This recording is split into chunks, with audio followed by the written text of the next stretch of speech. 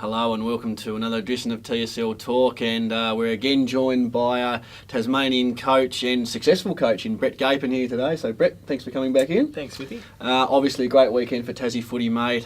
Big 40-point win over the NEAFL, and the guys really did do it in style, didn't they? Yeah, they did, mate. It was a good win, and to all involved, I think congratulations. AFL Tas did a good job putting a good program together, and the 22 boys that represented the state did a good job on Saturday. Obviously went over there and you had the high expectations and you had the belief that the side should have won, and I guess after a bit of a scrappy opening and maybe a few nerves or whatnot from both sides, late second quarter and then definitely the third quarter, you guys really did pull away. Yeah, it was a pretty ugly game early on from a spectacle point of view, but I thought probably towards the end of the first quarter I felt that we had, they were a bit better than them, and then as the game went on I think it sort of shone through. And yourself, mate, stepping back into the role a couple of years away, enjoyable experience up in the box?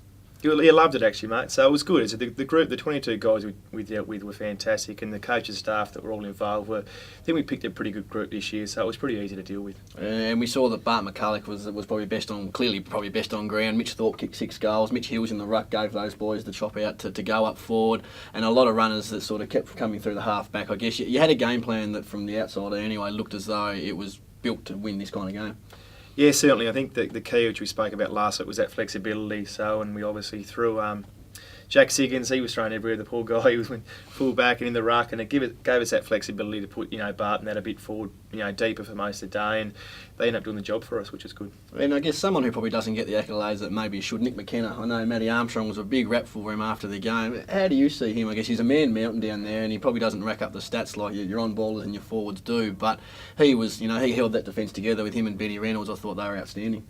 Yeah, it was funny. It was a question my brother asked me. Who were you most impressed with? Someone that you weren't really sure about going into it, and I always rate him very highly, but sort of going away from it, he's a guy that's, I rate him as high as anyone in the state now. I thought he was outstanding through training, but especially in the game as well. Yeah, he's definitely the one that I picked out.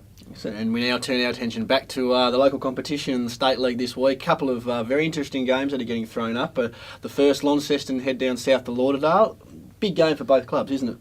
Yeah, it's massive. So, look, form from both clubs has been up and down this year. So, I think Lauderdale at home, I think, are pretty hard to beat. And I think if they obviously can stop Sonny Whiting, who's kicking about 50% of their goals each week, we'll probably go halfway winning the game. And the other big clashes were out the coast. So the top two sides finally get to square off. Burnie and South Launceston. Maybe a little bit of gloss taken off with the fact that Burnie don't have Jason Laycock, and South Launceston's height might stretch them.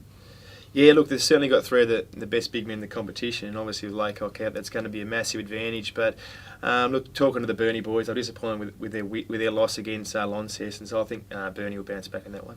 North Launceston, of course, Nathan Brown coming on board, second player from the former AFL guy who's coming on here. Do you like this? Do you like the AFL stars or ex-stars coming down and adding something to the comp, or? It's my preference from my own point of view. So obviously when I coach Clarence, we spoke about, and I would never entertain it myself from my point of view. But I've got no issues with other clubs doing it. But yeah, for my preference, I'd never do it if I was coaching the side, no. And then North Hobart, the side that goes up there. And then we look here at the final 2 games. Clarence, your old mob, take on Devonport, mate. You'd expect Clarence to get the job done there?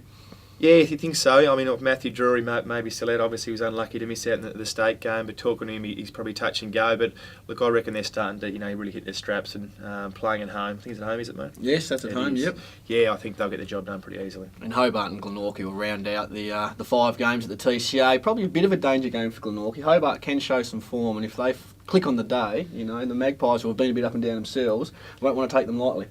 Yeah, Glenorchy have been a bit hit and miss this year. No, definitely, and obviously up the TCO, Hobart are a different side. But yeah, I think it'll be a lot closer than most people think this week. But yeah, I think Glenorchy will win.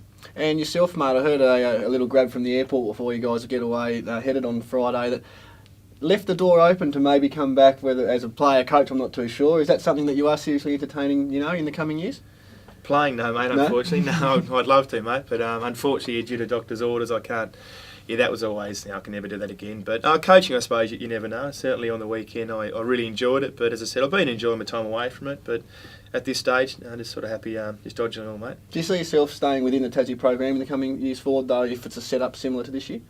Yeah, definitely. Certainly, that was our discussion afterwards. And I think looks like we're playing Queensland next year. That's my understanding. So, look, yeah, if they want me to be involved again, I'd be more than happy to put my hand up. And yeah, I think that the coaching group that we had were fantastic. So hopefully they'll all stay involved. Excellent. Well, mate, thanks very much for coming in again. No worries. And remember, for all your TSL news and previews, head to the Mercury online or grab your copy of the Mercury.